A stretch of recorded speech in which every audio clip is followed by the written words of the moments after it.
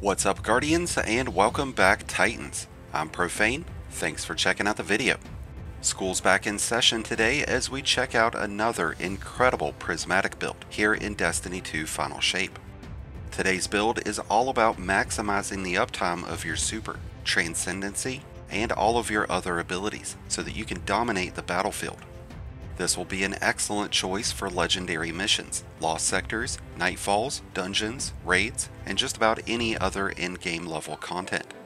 This build features the Doomfang Pauldrons exotic Gauntlets, an exotic that has deep affinity into void energy. But when used with a prismatic subclass, this exotic creates an incredibly powerful and synergistic build that focuses on maximizing your super uptime, enhancing melee effectiveness, and controlling every engagement.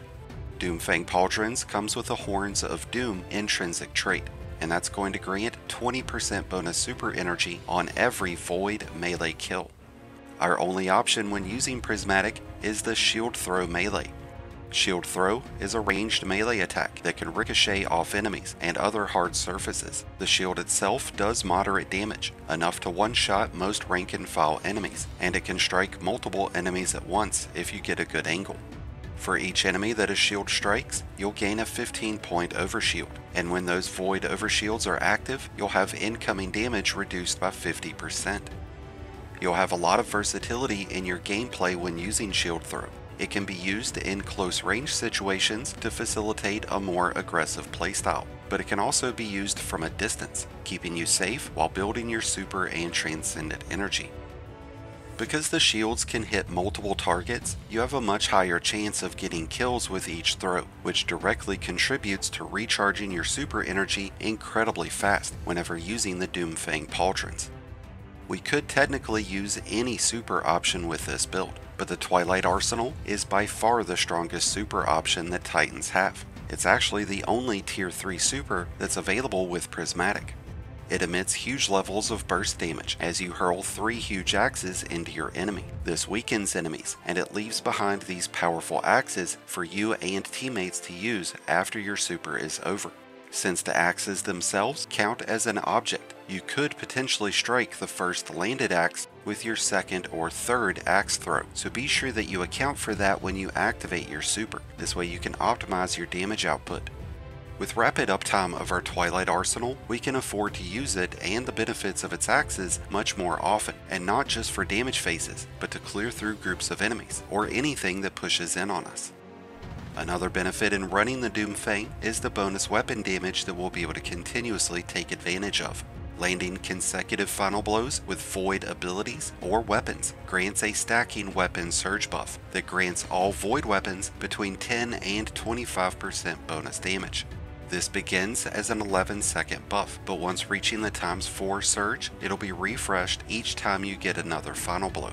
When defeating enemies with our shield throw, we'll instantly trigger the ×4 weapon surge, and because of how we've got this build set up, you'll have lightning fast uptime of that and all of your other abilities.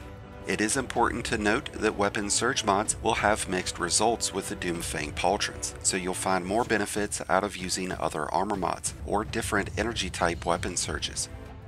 So the Doomfang Pauldrons are going to give us increased super time and a massive bonus in weapon damage, but only when using void abilities and weapons. As much of a benefit that this can be, it can also be a weak point whenever using this build in activities where void energies are not getting buffed. So bear that in mind when loading up into Grandmasters and other master level content. With that said, let's take a look at how we can play off of this void attunement with our fragments, aspects, and other areas of this build. And we start with our choice in Prismatic Aspects, where we're using the combination of Knockout and Diamond Lance. Knockout increases our melee damage after critically wounding an enemy or breaking their shield. This increases unpowered melee abilities by 100%, and our powered melees get a 50% increase in damage. This makes our shield throw even more deadly, ensuring that you can reliably secure kills and trigger Doomfang Pauldron's bonus super energy. When Knockout is active, our unpowered melees will count as powered arc melees, giving them the ability to trigger the amplified bonus and even create ionic traces. Knockout also provides health regeneration on every melee final blow, which will greatly improve our survivability during aggressive engagements. Diamond Lance adds a powerful utility to our build by giving us access to these stasis lances that can freeze and shatter enemies, adding a high level of crowd control into an aggressive playstyle. This aspect will create a lance whenever we defeat an enemy with a powered ability or a stasis weapon, but only one lance can be created every 7 seconds. The lances that you create can be used to instantly freeze enemies before finishing them off with your shield throw or a void weapon.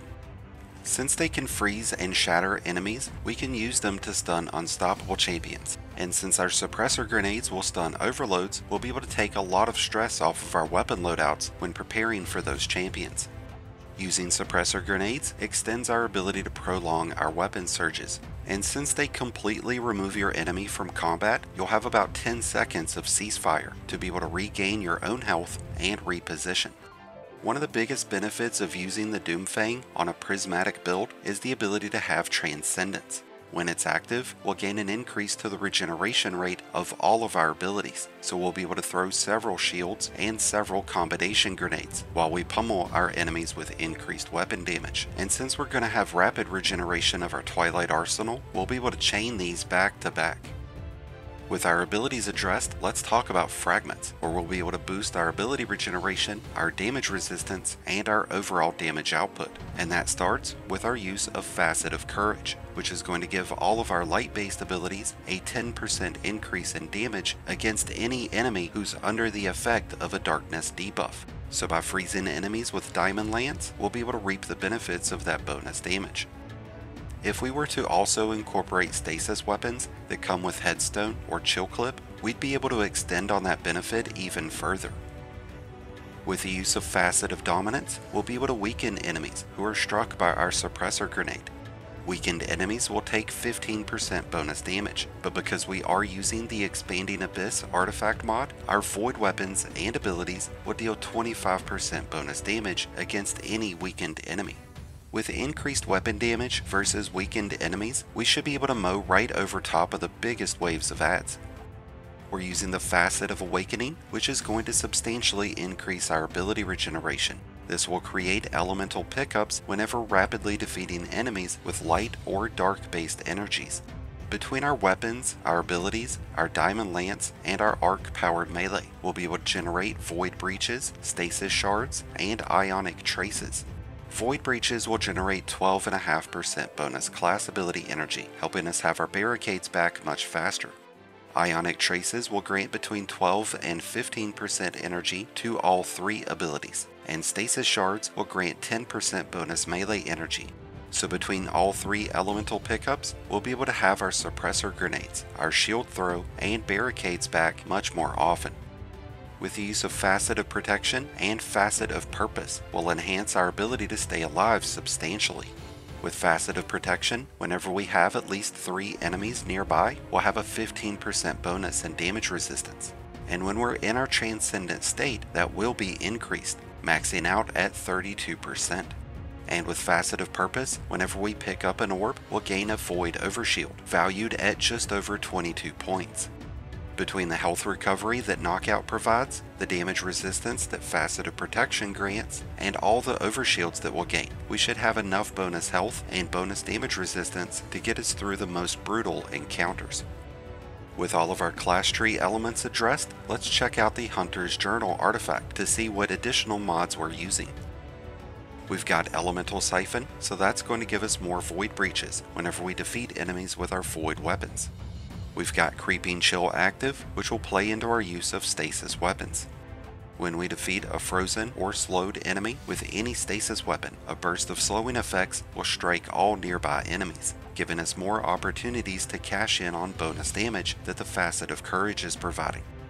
With Radiant Orbs, we'll have an opportunity of gaining Radiance, and this will be accomplished by picking up orbs. When Radiance is active, all of our weapons will be able to pierce barrier champion shields, and they'll also have a 25% increase in damage. And this damage bonus will stack on top of the weapon surges that our void weapons will have. Since Knockout is going to trigger the Amplified bonus, we're using the Galvanic Armor mod, so that when we are amplified, we'll have a 30% bonus in damage resistance. And lucky for us, this will stack on top of the damage resistance that our Void Overshields and Facet of Protection will grant. With Twilight Arsenal and our Suppressor grenades causing enemies to become weakened, we can take advantage of the Void Hegemony artifact mod. This will grant us with another 15-point overshield that will stack on top of any other shield that we're already loaded up with. Maintaining those overshields will provide us with a lot of damage resistance, but will also reap the benefits of bonus ability damage and regeneration. With the use of the Shield Crush mod, whenever we have an overshield active, our melee abilities will deal 25% bonus damage, and they'll have a 25% increase to the regeneration rate. That 25% bonus in damage will stack on top of the 10% bonus that Facet of Courage provides, and the 50% bonus that Knockout provides, making our shield throw incredibly powerful. And whenever we have Radiance or Amplified active, we'll have the same bonus applied to our Suppressor grenade, greatly improving our ability spam potential, which is going to help us charge up our Transcendency and our Super even faster, and allowing us to have more consistency out of that bonus Void damage. Speaking of weapons, let's go ahead and take a look at our recommended weapon loadouts. There's quite a few solid exotic options that would have a lot of success with this build. The Vexcalibur would be a really great option if you were playing really aggressive, but so would the Tractor Cannon and a legendary shotgun. The Buried Bloodline would be a nice option to grant us with Devour, so that we would gain bonus health regeneration and bonus grenade energy. The Collective Obligation and Graviton Lance would be solid primary choices to be able to play into all of our Void debuffs, but we could have similar benefits when running legendary weapons that come with destabilizing rounds and repulsor brace. This combination would make enemies volatile, and it would trigger additional Void Overshields, feeding right into all of the fragments and artifact mods that we mentioned earlier. And this would free us up to be able to use a special or heavy exotic Void weapon instead. The Leviathan's Breath would be a very powerful option in our heavy slot, but it's extremely slow.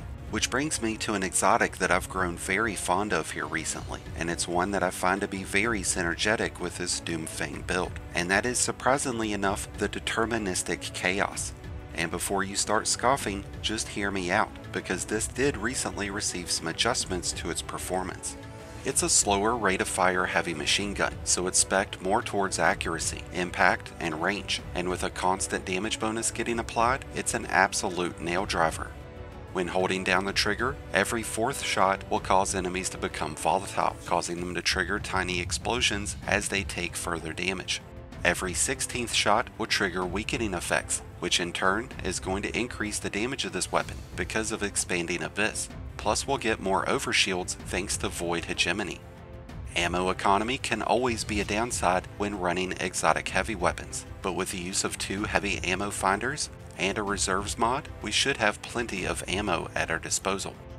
While the catalyst for the Deterministic Chaos is still not available, we do know that when it does become available, it will provide 4th times the charm, which will instantly solve this weapon's biggest issue, which is its slow reload speed. A huge benefit in running the Deterministic Chaos is that it intrinsically pierces barrier champion shields, giving us a lot of extra versatility in our build and playstyle whenever we're in activities that include champions. We've got Suppressor grenades and Transcendent combo grenades that are going to stun overloads. We've got Diamond Lance stunning unstoppable champions, with Radiance and the Deterministic Chaos handling barrier champs, giving us a lot of flexibility when it comes to the other weapons that we use.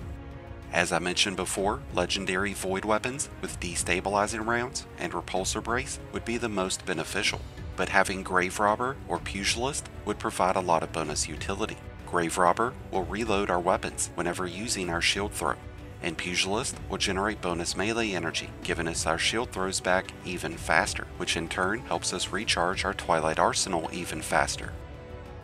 With weapons, artifact, and class tree addressed, there's only one thing left to talk about, and that's the armor that completes this build. When it comes to the character stats that you want to focus on, Resilience will be the big one, as it reduces incoming damage by as much as 30%. Beyond that, it's going to come down to Strength, Intellect, and Recovery. Recovery is going to reduce how long it takes for our health recovery to kick back in, so we want to bump that up as much as we can afford. Strength reduces the cooldown time of our melee, so we definitely want to focus towards that. We've already got tremendous levels of super energy getting provided, but if we could at least bump our intellect up to 30 points, we should be in a really prime spot to have our supers back in under a minute. In terms of armor mods, our goal is to play off of the use of shield throw. We've got mods like Momentum Transfer, Outreach, and Invigoration giving us bonus melee energy. We've also got Melee Kickstart, which is going to consume armor charges and provide us with melee energy whenever we use our shield throw. This will provide as much as 34% bonus energy, but to trigger it, we need armor charges. So we're using Harmonic Siphon, Heavy Handed, and Reaper mods. And remember that as we collect those orbs, we will instantly trigger Radiance and a Void Overshield. So between all of the different components of this build, we're getting a massive bonus in ability uptime and damage, faster super regeneration, multiple bonuses in survivability, and continuous increases to our weapon damage, which will help us recharge our Transcendency faster, giving us an extremely powerful prismatic build for Titans to use right now. And with that said, we've come to an end of today's incredible Determined Doom Prismatic Titan build. I'd love to hear your thoughts about this Prismatic Titan, the Doomfang Pauldrons, and the Deterministic Chaos. Let us know what you think down in the comments below. If you need help getting today's build set up for yourself, then be sure to check out the Mobalytics link that's down in the description, where you'll find this build and plenty of others that are going to be great for in-game content. Thank you as always for checking out the video. If you enjoyed and found it helpful, then be sure to hit that like button below, along with the subscribe button if you're new. Both are greatly appreciated, and both really do help support the channel. If you're a new Light Guardian, just starting your journey, or a battle-hardened veteran, just looking for a new place to call home, then be sure to check out the Discord link that's down in the description, and join one of the greatest communities in all of Destiny. And until next time, Guardians, this has been Profane, wishing you all some happy hunting.